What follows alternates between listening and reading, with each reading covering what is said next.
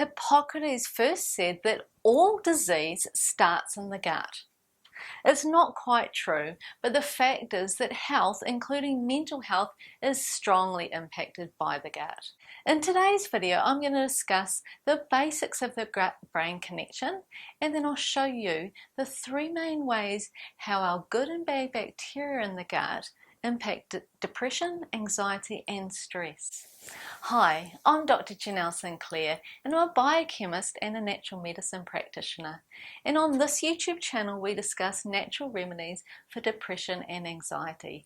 Subscribe and hit the bell button to be notified about our new weekly videos. So let's start with discussing how important the gut-brain connection is, and then move on to discuss three main ways the microbiome is involved in this communication.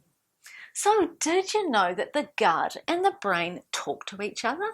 It's a bidirectional communication. The brain talking to the gut and the gut talking to the brain. In the past, it was thought that the brain did most of this talking, affecting digestion, bowel motions, and immune function.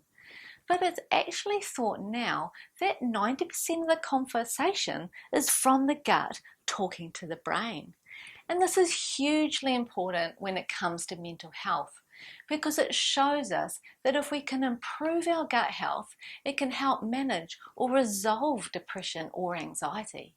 An exciting new area of research is the way that our microbiome can play a role in our mental health.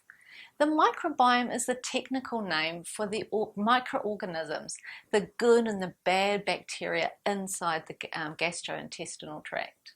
Research shows that taking specific probiotics can lower depression and reduce anxiety. Other studies reveal that those with autism have reduced numbers of good bacteria in their gut.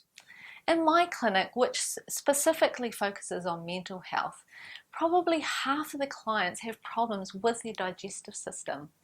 And often I'm amazed at how simple dietary changes, which can control bacterial overgrowth in the gut, can actually lead to people having their brain fog and anxiety reduced dramatically, sometimes overnight.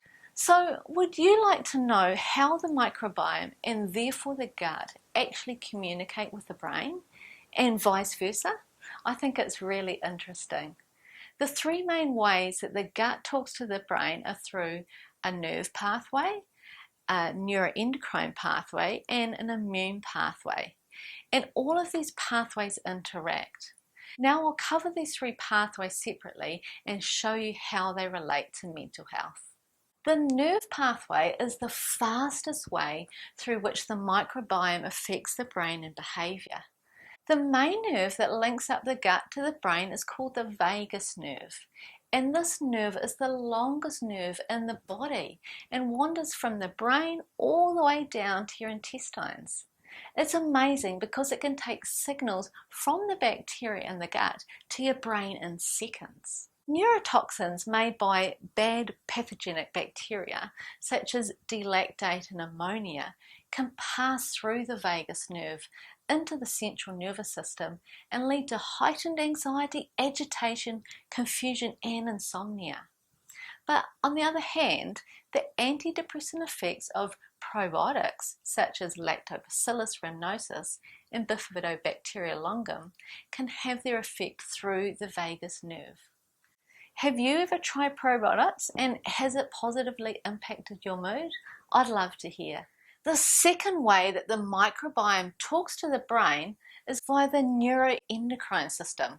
This is basically the way the gut talks to the brain chemically through neurotransmitter brain chemicals and hormones.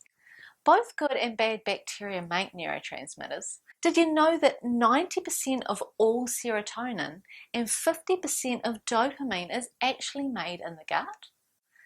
The gut microbiome can actually make cortisol, glutamate, histamine, GABA, and melatonin too. These are all hormones and neurotransmitters that have a huge impact on your brain. While cortisol, glutamate, and histamine are stimulatory neurochemicals, which may lead to heightened awareness, agitation, and possibly anxiety, GABA and melatonin are calming neurotransmitters that promote relaxation, calmness, and good sleep. When it comes to stress and the gut, there's an interesting connection. Stress can impact the balance of good to bad bacteria, suppressing the growth of beneficial bacteria and promoting the opportunistic bacterial growth.